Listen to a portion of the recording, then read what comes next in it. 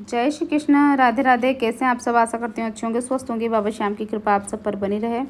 और अब हम करवाने जा रहे हैं अपने लाडले को रात्रि विश्राम।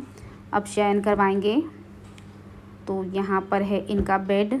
और अब हम अपने लड्डू माधव बाबा श्याम का शयन करवाने जा रहे हैं। और मैं अपने लड्डू और बाबा श्याम को कैसे विश्राम करवाती हूँ, तो आइए पहले हम उनके बेड के ऊपर इत्र लगाएंगे, उनकी पसंद का। उनको जो भी पसंद होता है वही वाला इत्र हम उनकी पसंद का पूरे बेड पर लगाएंगे। और बहुत ही खुशबू आएगी यहाँ पर, भीनी भीनी सी।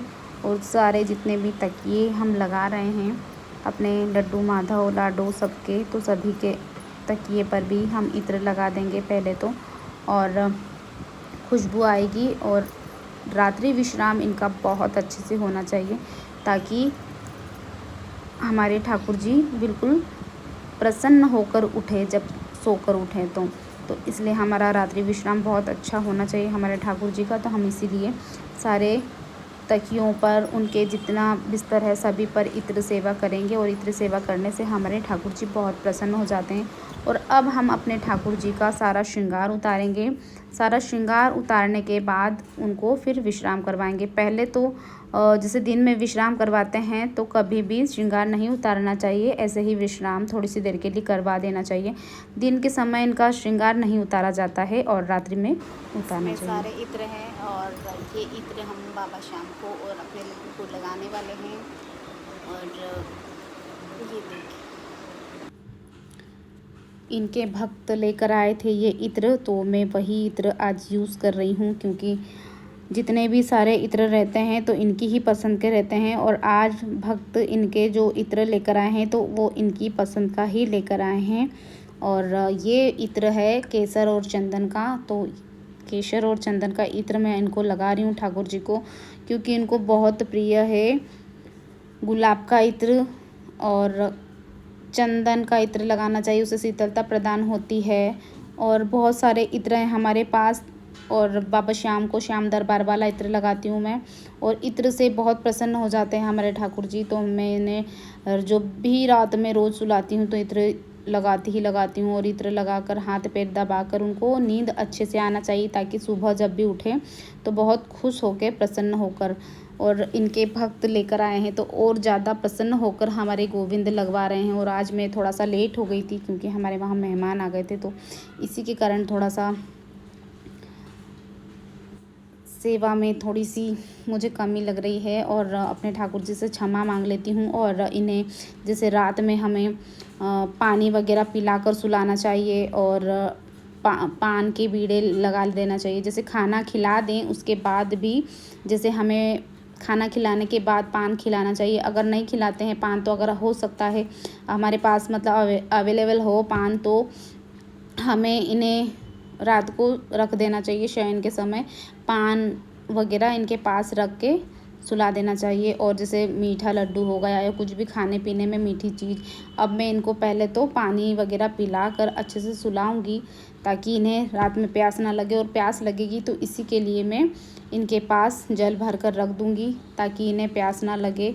और खाने पीने के लिए भी कुछ ना कुछ रखना चाहिए। जैसे अगर कुछ नहीं है तो मिश्री रख दें, और उसमें तुलसी पात्र डाल दें, जल भी रख दें, लड्डू रख दें, मिठाई वगैरह का भोग प्रसादी रख दें। इनके पास कुछ ना कुछ रखना चाहिए। अगर पान है तो पान भी रखना चाहिए रात में, जैसे बीड़ा बनाकर। और जो मार्केट में मिलता है वो पान अलग होता है, और इनको जो भोग प्रसादी लगाते हैं वो अलग होता है। क्योंकि उसमें जैसे तंबाकू नहीं होना चाहिए, सुपारी नहीं होना चाहिए, मतलब ये चीज़ें नहीं होना चाहिए। और जो पूजा की सामग्री रहती है, जैसे लौंग हुई, इलायची हुई, तो उसमें ये सब रहता है पूजा के पान में। तो हमें पान रख देना चाहिए। और अपने कन्हैया से लाड़ लड़ा के अब हम इन्हें सुलाएंगे, क्योंकि उन्हें वस्त्र नहीं पहनना है और बिना वस्त्र के ही सो रहे हैं आज। और सब ने वस्त्र धारण किए हैं, सिर्फ माधव ने नहीं धारण किए हैं। और सब को मैं अब आराम से बिल्कुल सुला दूंगी। और इनके पास रखूंगी मैं जल। और बहुत अच्छे से सेवा करना चाहिए इनकी। और रात्रि शयन बहुत अच्छा होना चाहिए। और आज तो मुझे थोड़ी सेवा में मुझे कमी लग रही है, पर जितनी भी प्रभु जी की कृपा है, जो इतनी भी सेवा ले रहे हैं, बहुत ज़्यादा कृपा है इनकी। और अपने लाडो को और अपने कन्हैया, माधव, लड्डू सभी को मैंने पानी पिलाया है। और अब मैं सबको एक साथ में धीरे धीरे करके विश्राम करवा दूंगी।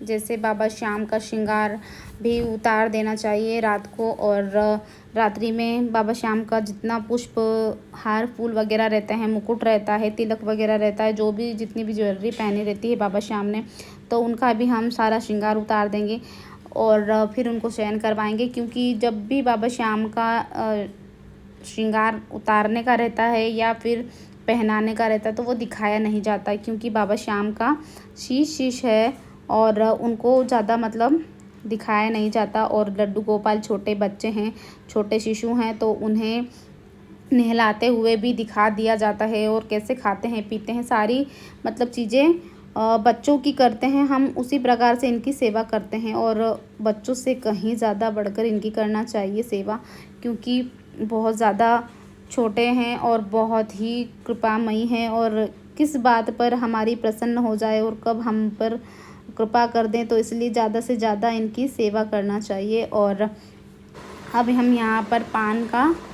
बीड़ा बनाकर रख देंगे और ऐसे ही पान सादे सिंपल लाकर घर में रख लें। और फिर इसमें कत्था वगैरह लगा के पूजा की जो रहता है, जैसे लौंग रहती है, इलायची रहती है और कत्था वगैरह और जो मीठा मसाला होता है वो अपन घर में डाल के बना के इनके पास भोग प्रसादी लगा दें और इनके पास जल भर के रख दें।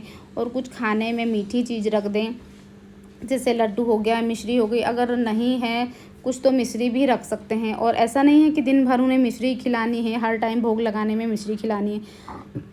हर टाइम का अलग अलग भोग प्रसादी होना चाहिए, क्योंकि हमें उन्हें प्रसन्न करना है और मनुष्य जीवन बार बार नहीं मिलता है, तो अपने कल्याण के लिए तो हमें जितनी ज़्यादा हो सके उतनी ज़्यादा सेवा करना चाहिए और हमें इतना ज़्यादा करना चाहिए सुख प्रदान करने के लिए।